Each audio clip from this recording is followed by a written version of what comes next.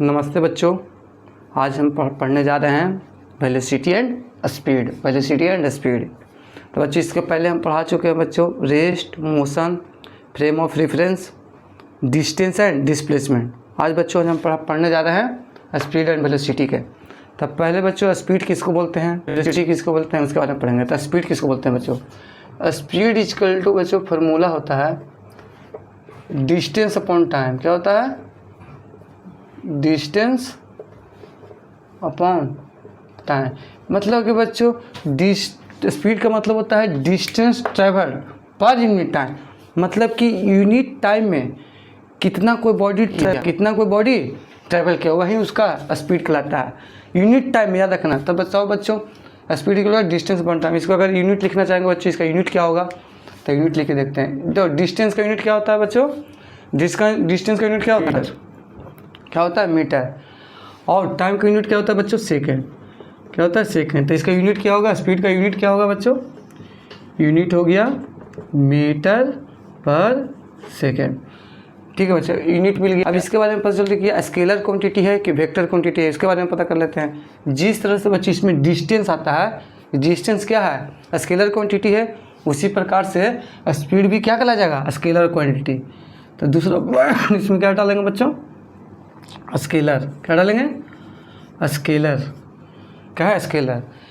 ठीक है बच्चे। उसी तरह से इसमें आता है वेलोसिटी। वेलोसिटी किसको बोलते हैं? वेलोसिटी होता है वेलोसिटी इक्वल टू होता है बच्चों displacement upon time. Displacement upon time. लेकिन बच्चों डिस्प्लेसमेंट पर यूनिट टाइम, मतलब कि कितना कोई बॉडी डिस्प्लेस किया, कितना डिस्प्लेसमेंट है बाई यूनिट टाइम में। बाई यूनिट टाइम में वहीं क्या करता है? वेलोसिटी। तो इसका भी बच्चों क्या होगा? अगर इसे जानना चाहेंगे तो इसका डिस्प्लेसमेंट का भी मीटर होगा बच्चों, इसका भी सेकंड यूनिट होगा। तो इसका यूनिट क्या हो गया? यूनिट क्या हो गया बच्चों?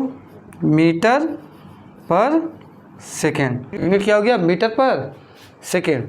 अब अगर इसको बच्चों अगर निकालेंगे, ये कौन सा क्वांटिटी है बच्चों? तो इसको अगर क्वांटिटी निकालेंगे तो क्या होगा? Vector quantity. क्यों? क्योंकि बच्चा डिस्प्लेसमेंट के पास कैसा है? डायरेक्शन है, इसीलिए ये भी क्या हो जाएगा? वेक्टर क्वांटिटी होगा। क्या हो जाएगा? वेक्टर क्वांटिटी हो जाएगा। कोई दिक्कत नहीं है।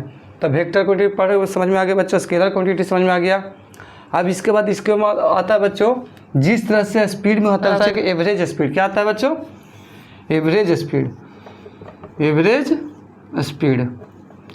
उसी तरह से बच्चों इसमें भी आता है क्या? Average velocity.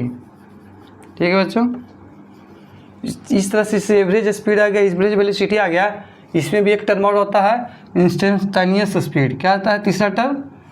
Instantaneous. Instantaneous speed. कौन सा स्पीड? Instantaneous speed. इसमें भी बच्चों एक आता है इंस्टेंटेनियस वेलोसिटी। इंस्टेंटेनियस वेलोसिटी आता है। इंस्टेंटेनियस वेलोसिटी क्या होता है बच्चों? Instantaneous velocity. जिस तरह से इसमें आता है इंस्टेंटेनियस स्पीड, उसमें भी क्या आता है? Instantaneous velocity. लेकिन बच्चों आज हमको सिर्फ पढ़ना है किसके बारे में? एवरेज स्पीड और एवरेज वेलोसिटी के बारे में। अब इंस्टेंटेनियस वेलोसिटी के पढ़ने में बच्चों आपको डिफरेंशिएशन और इंटीग्रेशन के बारे में जानकारी होना चाहिए। तो ये डिफरेंशिएशन और इंटीग्रेशन के इसके बाद नेक्स्ट टॉपिक आप लोग का डिफरेंशिएशन और इंटीग्रेशन का वीडियो डालेंगे। तभी इसके बारे में सिर्फ बताते हैं एवरेज स्पीड क्या होता है।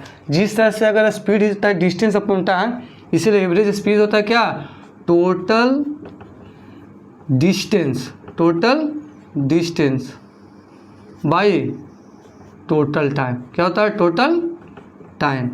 इसी तरह से बच्चों अगर एवरेज वेलोसिटी निकालेंगे तो इसका फॉर्मूला होता है टोटल डिस्प्लेसमेंट। टोटल डिस्प्लेसमेंट बटा टोटल टाइम। ठीक है बच्चों, तो टोटल डिस्टेंस बटा टोटल टाइम तभी क्या करता है? Average speed. टोटल डिस्प्लेसमेंट बटा टोटल टाइम क्या करता है? Average velocity. और इंस्टेंटेनियस स्पीड और इंस्टेंटेनियस स्पीड और इंस्टेंटेनियस वेलोसिटी पढ़ने के लिए आपको इंटीग्रेशन या डिफरेंशिएशन के बारे में जानकारी होना ज़रूरी है। तो नेक्स्ट टॉपिक जब डिफरेंशिएशन पढ़ाएंगे तो इंस्टेंटेनियस स्पीड और इंस्टेंटेनियस वेलोसिटी के बारे में चर्चा करेंगे। ठीक है बच्चों, इतना समझ में आ गया। इसको नोट डाउन करिए।